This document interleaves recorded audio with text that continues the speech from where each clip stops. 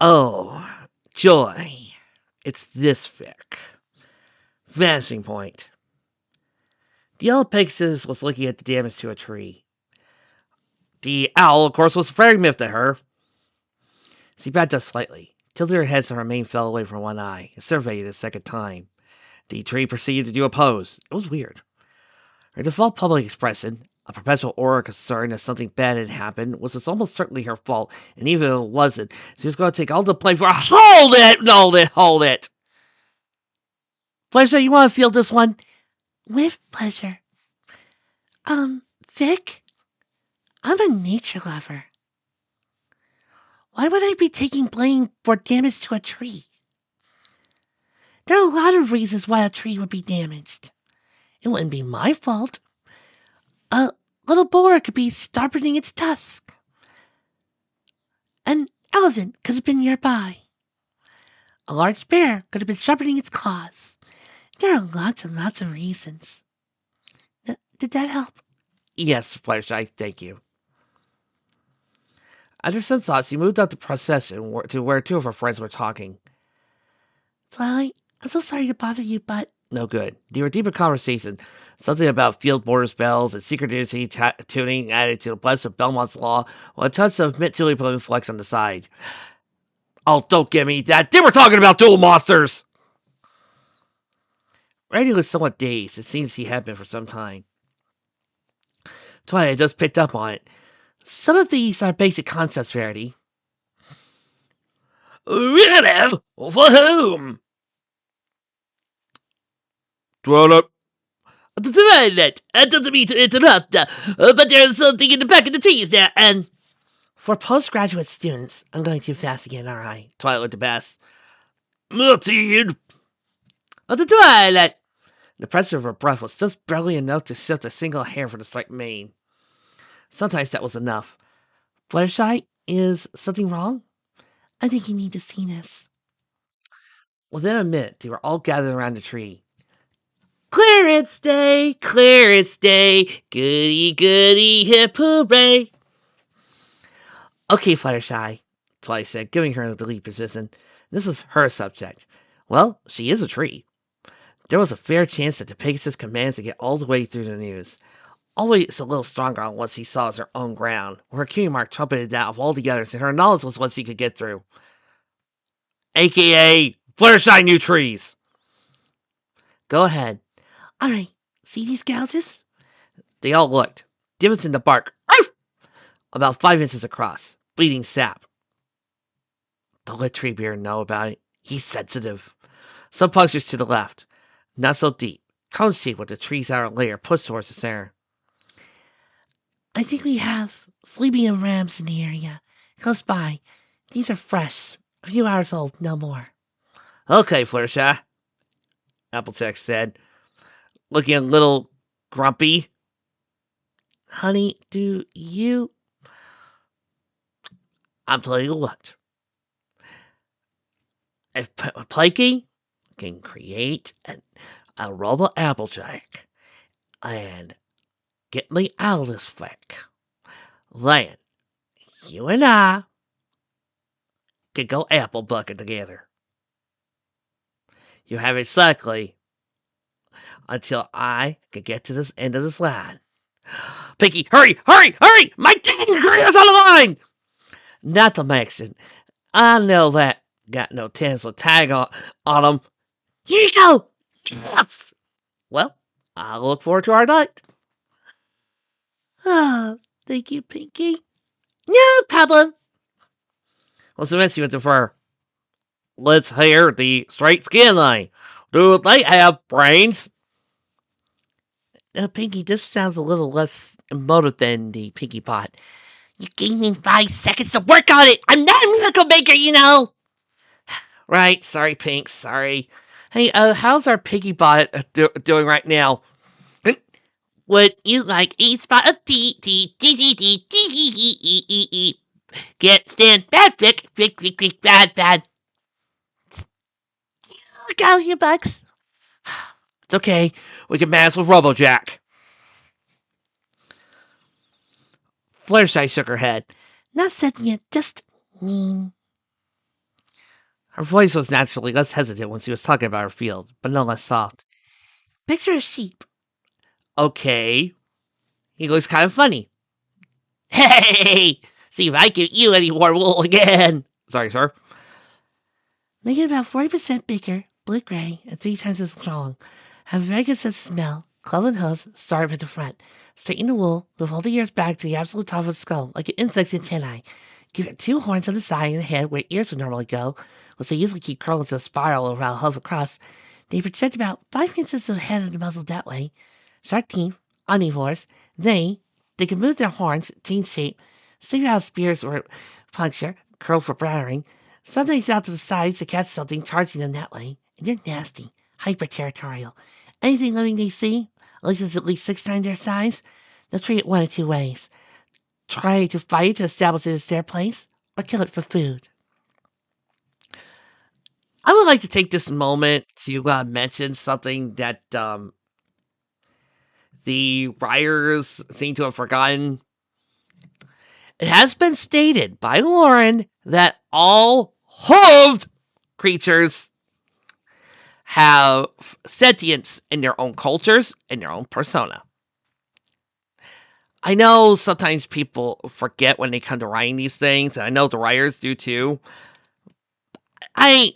It's not a knock on the fic. I just wish the writers would keep that up because I love that whole idea. Because there are so many Atlanteans you can make out there that give them their own culture and society. Trust me, I've done a lot of research. Why do you think on Shooting Stars I've given the Vox Machina their own individual race and species? It's kind of awesome to do. And I always interject for creativity. So I had a picture in which she didn't. She tried having to ask the next questions, especially if Fluttershy. But there was no other choice. Do they eat ponies? That's cannibalism, and that's frowned upon in most countries. Can you use the stare on them if you have to? Well, what's the best way to fight him? A little more salty. If it comes to a fight, do we have to kill?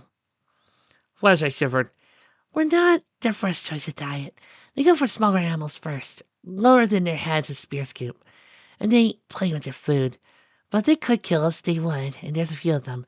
They travel in packs called charges to bring larger animals down, judging from the difference in gouges. She tilted her head to indicate other trees with similar wounds. Her mane shifted back again. At least 4 in this one. The stare would feel like a dominance challenge to them. They just charge. If I didn't do it, they charge anyway. They charge rocks when they're in a bad mood. And you can see what they're doing to the trees. They can knock down the small ones if they hit him right. Find them very hard heads and their bodies are designed to take impact from the front. If you can't charge them or hit him head on, expect too much. Hit them from behind, not from the sides. When their horns are spiraled, they can't see to the sides. But they listen to those directions. If you can charge them, they point that way in. A full shudder. No defenses against magic. They can rotate their horns straight up, so if you slip them, you have to watch for how hard they can reach. And uncurled, that's almost way to their tails. Move that straight up and... Rainbow Dash nodded. She too was taking this seriously. Not really. I fell asleep halfway through her exposition. My God, Fluttershy, you're being expository today. Was that a problem? I'm so sorry. It's just that this trick gave me a lot of paragraphs to say, and I feel very subconscious about this. Vic, maybe if you could shorten my dialogue just a little, it would be a really great help. Thank you. Rainbow Dash nodded. But I could come in really low from the back and knock out their feet, right? Or carry them straight up and drop them? Maybe. If you really could be careful about the approach angle. Oh, no more. Please, no more, please. The horns twist very fast. They always paw at the ground before they charge, so there's a little warning. Our best chance to avoid them if we can. But our sense of smell is so good, depending on the wind, that if they catch us and they don't want to eat, they will want to fight. She took a deep breath. They can't be forced to back off. They turned around pretending they never met us. But we at least had to hurt them first. They're hard to scare. They're too angry to fight most of the time. If it was a fight. She laid the trail off his shirt to speak for her. Yes, there was a chance he would have to kill. And we don't meet them. Don't make them remember us. Then the next point you find... She forced herself a breath, requiring one more attempt. Because they're wild, they can't be spooked by fire sometimes. I look at Spike. But since you're the smallest, they'll see you as prey before they think you as a challenge. Their charge love the spear. Noriko shrugged. I know what I'm doing, Fluttershy. Which did nothing to ease her concern for them. If we did start a fire, the trees aren't as thick as they were. With all these old leaves on the ground, it's a little damp after the rain, but we still wind up in the middle of a blaze. Right, Noriko promised. Twilight, I know it's part of our rashes, but I think I better have a jam and get out Gunbuster. Twilight nodded, opened up her salad bag, and pressed the button to summon Gunbuster. The large mecha crashed through the trees and crossed its arms. Good! I'll be ready now. We'll hear them before we see them. They cannot batter things, not with all these trees around. Just keep rotating your ears. I don't know what these smell like, though. It bears like that. This is all from books. I'm sorry, it sounds like Twilight for a moment there. Books Fluttershy read very carefully. She took it as her responsibility to know all about what they might run into in the wild zones. Sorry, that still hurts my head. Ever since their first meeting with Sakura. Animals first and foremost, of course, but with a new secondary focus on the more dangerous plants. Not knowing about the poison joke had learned a long-term mark. Alright, everybody, you heard her, Twilight said. Fluttershy, do you want us close together or spread out? The former, but with the option to break as soon as the rams saw them, presenting multiple targets. The creatures worked in narrow focus, and once an opponent— Wait! Oh! Guy, no talking for a while. Everybody, keep your ears to the compass and look for more of those gouges. He moved as a straightened out sentience against the random malevolence of the wild zone. Okay. You know, when Lauren Faust wrote that, yeah, Equestria was going to be like a place of light scenario. Thanks for that terminology, Rebel. I also noticed he mainly said it was just going to be the Everfree Forest. And only the Everfree. Like it was an encroaching mass of darkness. That's fine. But again, even if you watch the earlier series, there's this little forest called Whitetail Woods. Why are you forgetting that, Vic? Does it just not exist in your fantasy, so you decided, throwing that out? Not sentient. Twilight hated that. Intelligence was a double-edged sphere. A sentient species was better to be able to plan against you, but there was also a chance to talk them out of things. Creatures which were four-footed and walk around.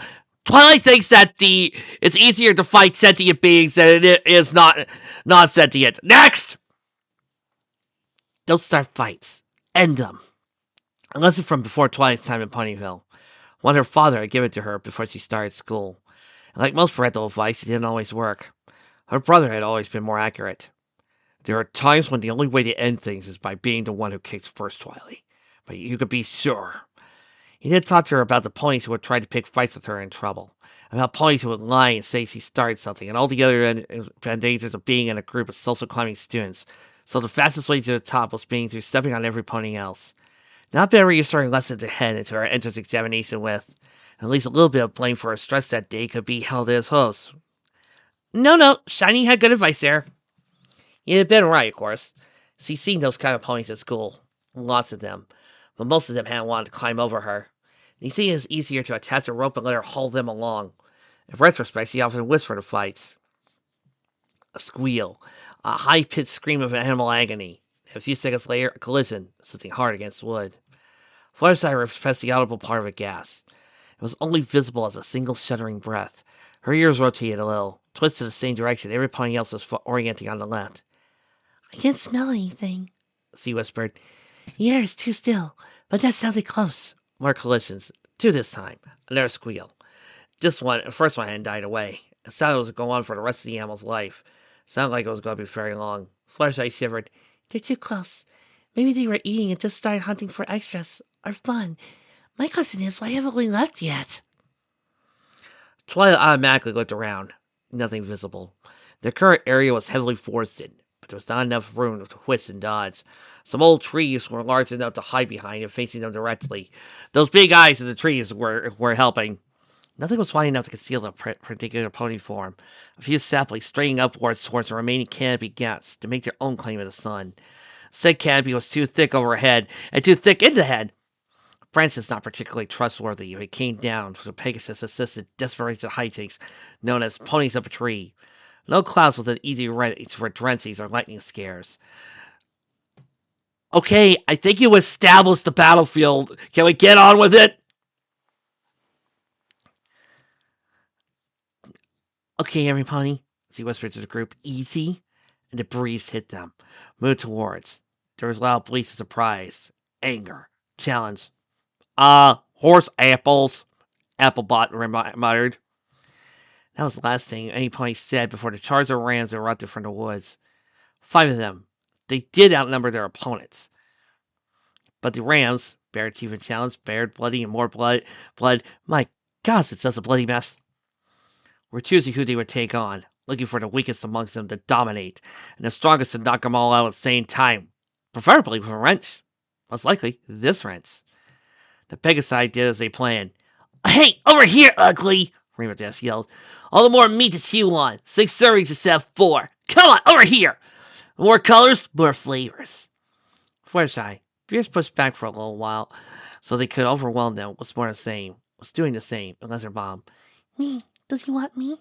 And they were peeling off from the group while staying on the ground, moving in front of the biggest trees he could find. Rarity was getting her saddlebag open, speed sifting to the contents. Twilight let her field flow forward, racing towards the largest, the one Fluttershy said would be the leader. Applebot had her lasso out. Emo Pinky. She couldn't see what Emo Pinky was doing, so she didn't want to. The rams charged. Charge! 2 picked a Pegasus each, their horns uncurling into spears as they charged. 1 head for Twilight, 1 head for Applebot, and the last with no blood anywhere in the filthy and matted coat, smallest and hungriest, went directly for Noriko. Unfortunately for the entire Rams, Noriko just hit them with homing laser and blew most of them out of the area. No, seriously, folks, you are not missing anything. We have a little giant paragraph here about teleportation and how to do it. It's a giant freaking paragraph. Do you really want me to read you that paragraph? Because I don't want to read this paragraph. I would rather be reading a condensed fight scene. You know, a good paragraph for a fight should be limited to 4 sentences, not this massive wall. Not this massive. Uh-oh. No. No. Don't you even think about it. We don't need no description. We don't need no long words. No pointless run-on word sentences. Author! Leave them kids alone! Hey! Authors! Leave them kids alone! All in all, it's just another word in the wall. All in all, you're just another wrong in the wall. We don't need no paragraphs. We don't need no run-ons. No dark descriptions in the classroom. Authors, leave them kids alone. Hey! Authors! Leave them kids alone! All in all, it's just another word in the wall. All in all, you're just another word in the wall. I hate you people for making me do that. Why do you make me do that? I do it because I love you. And of course, after Twilight Mist teleports, she gets into trouble, and of course, it's Spike, everybody. Ooh, you may get rid of me in this story, but I get to know that I'm happy in the and once again, in the story, I get to see Twilight. I get to see Twilight. Yeah, Spike, I hope you're happy being so OP that you're unrecognizable. What? Yeah, I mean, when you do shit like this, you're not Spike anymore. You're just some sort of OC character that means I can't follow you. I have to ignore you now. I'm sorry, it's the rules. I really hate it when writers do this. Even if there was a reason for it. No, wait, Legend, there's an absolute good scene again. Really? Where?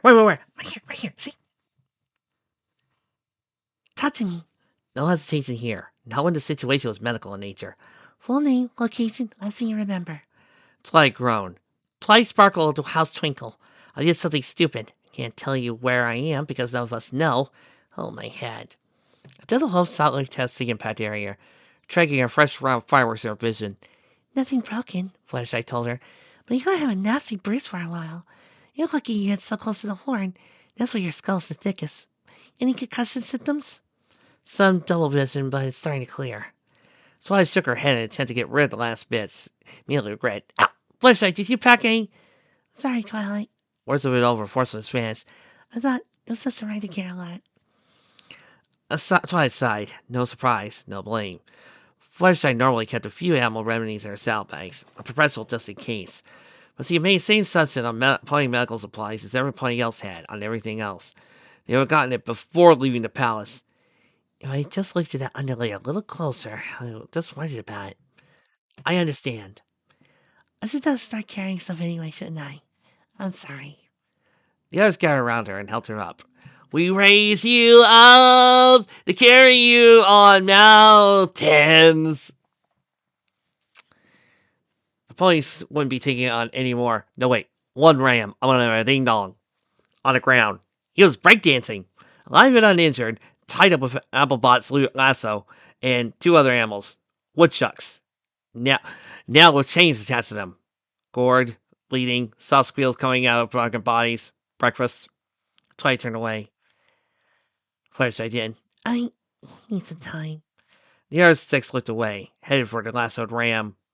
Applebot looked down at the snoring, twisting animal, matted coat, and rotted from the forest floor, rise to the ground, dancing, breaking, dancing. They were sitting too close, the horns curling and uncurling. He couldn't think, not on their level. The idea of using a horn on a rope was binding would never come. So, what are we going to do with it? I still have all my pins. I left the other one with one eye after it went for Lorico. Never mess with a mecha pilot. Do you think this one's earned enough of a lesson to be keep off? Well, remember, is it going to go ahead for the first other Earth pony it sees? Noriko was staring at Rarity, so were the others, but Fluttershy too far away to see the reins. I'm fine, Rarity. You almost went. I will not let these things hurt you. Any more than you're allowed to hurt me, Twilight, if you said to the ravine. Twilight shook her head, things spun. I had to go with it. And I shouldn't try too much of anything until this headache clears. Sigh of her head. She actually been lucky. Indeed, you've been horned first, no sense of fracture. Everything was okay! I understand, Rarity consoled her. But the unicorn's gaze returned to the ram. It was no less furious for a brief interruption. I am still very open to ideas. You could just leave him tied up. It would be easy. It would be fine. The furry was no surprise to any of them. Rarity's natural inclinations did not go. Okay. I'm going to give you guys a chance to place Mad Libs here with this fic. Okay? To shorten it. Alright. Rarity was angry at the word ram. So they decided to action go away. Good job, folks. I'm proud of you. Oh, but I will tell you that this fic did have another long paragraph describing the events of what happened after Spike's growth spurt. I refuse to discuss further because I refuse to discuss that episode in any shape or form. Even as a Sparity fan, I refuse to discuss it. Trust me, you'll all be happier for this. I will say, Vic, let it go. Be Elsa, let it go. Seriously, it's just a random ass story about how the town forgave Spike and there was a bunch of fake kidnappers and oh god, with this.